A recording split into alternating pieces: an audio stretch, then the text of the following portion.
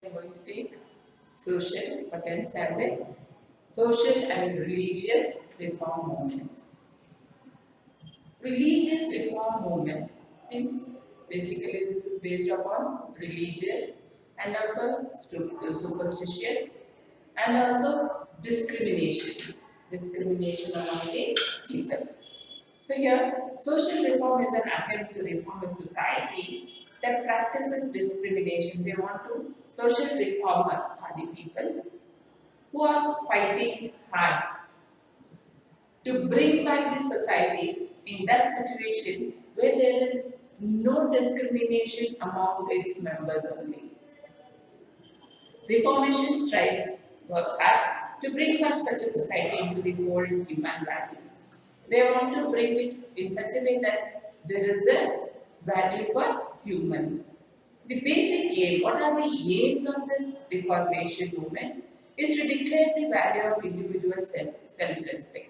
Here, what is the main aim is that to declare the value of an individual person's self-respect. The 19th century is considered as the Reformation and awakening time in the history of India.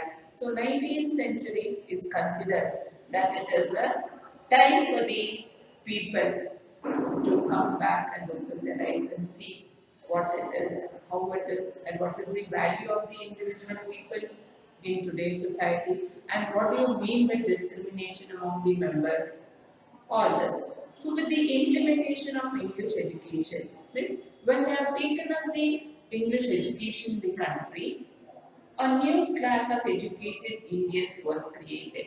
Means a new educated Indians has been created. Means they have started coming up in our country. Many European concepts of European countries, that is democracy, nationalism, equality started finding roots in India. Means they started rooting, means they started developing in our country. The British too expressed interest in reforming the society. Even British also wants to reform a new system in our country, in India. They put forth the theory of white man's burden. So a theory has been started in our country, that is white man's burden. So the belief that it is their duty to civilize Indians as a civilized class of people. So they said that they have to believe it is their duty. Whose duty? Indians' duty. It is an Indian's duty to believe that to civilize Indians as a civilized. Means Indians are not that civilized in those days. So they are telling that Indians has to be civilized. It is their duty that they have to civilize the class of people. The British made an attempt to protect their political and economic interests under the guise of the theory. So, on this theory, they have to be developed. Many Indians started understanding the Indian traditions in new perspective. A new identity called Indian was born. So, new perspectives have been started in the name of Indians. They called it Indians. Many communities like Shudras and other neglected communities and women lacked many rights. See, Sudras are the people where they are lacking behind because they don't have rights to come forward in any aspects. Many movements opposed this. Many movements has been started telling that this is not good, means we should not discriminate the people. Different timelines in the history. Unlike movements in the Middle Ages and ancient times, the movements during the British period were different. So in British period, the movements were different. Issues like caste, what are the issues in those periods? That is caste system, gender discrimination. Caste system is differentiate in the caste, people to people. Gender discrimination means male and female discrimination means higher authorities, higher grades and more values will be given for the male and not for the female. So this is called as gender discrimination. Sati system you already learned in the lower classes. Restriction on widow marriages, remarriages, denial of education to Sudras means Sudras are not getting education as how the higher caste people are getting. Then another lower communities were addressed by these movements. Many prominent people so who are the people who fought for this? Gender discrimination, widow remarriage, then caste system, all this. It is Rajaram Mohan Rai, Dayananda Saraswati, Diana Day, Jyotibai Phule, Swami Vivekananda, Annie Besant, Syed Ahmad Khan, Periyar, Narayan Guru became part of these movements. These are the people who became a part of the movements, of this movement. One of the main features of this period is that attempt made to stop social evils by prohibiting them through law. So this social evils has to be stopped, means they have to be prohibited, removed. In what way? Through law. So laws has been started. In that way only they can prohibit such social evils. So first we'll go for Brahma Samaj. This was started by Rajaram Mohan Rai in 1772 and in India during modern times only. And he had a deep knowledge in Sanskrit. He was having a deep knowledge in Sanskrit, Persian and Arabic literature.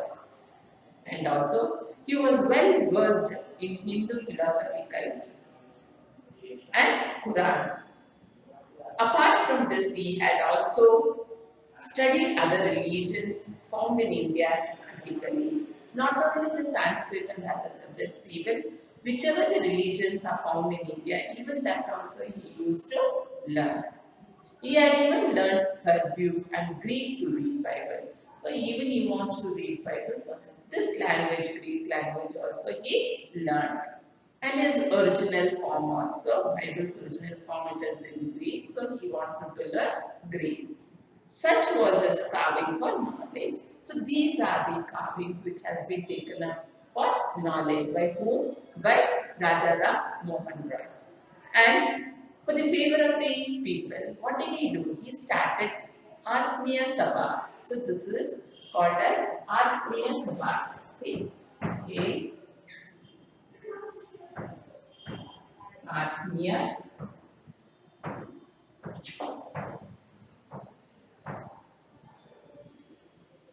a Sabha which was started by Rajaram Mohan Rai, in which place in Calcutta, along with his friends. He alone didn't start, but along with his friends, he started this Atmiya Sabha. And what is the aim of this Sabha? Main aim of the Sabha is to eradicate in the sense he wants to remove social religious values from the society of Bengal. From Bengal, he wants to remove the religious discrimination, means the eradication of social-religious. And also he started Brahma Samaj in 1828. So Brahma Samaj was started by Rajaram Mohan Rai in 1828. And he wanted to curb Hinduism by removing caste system and superstitious. So he wants to remove what? Caste system and also superstitious.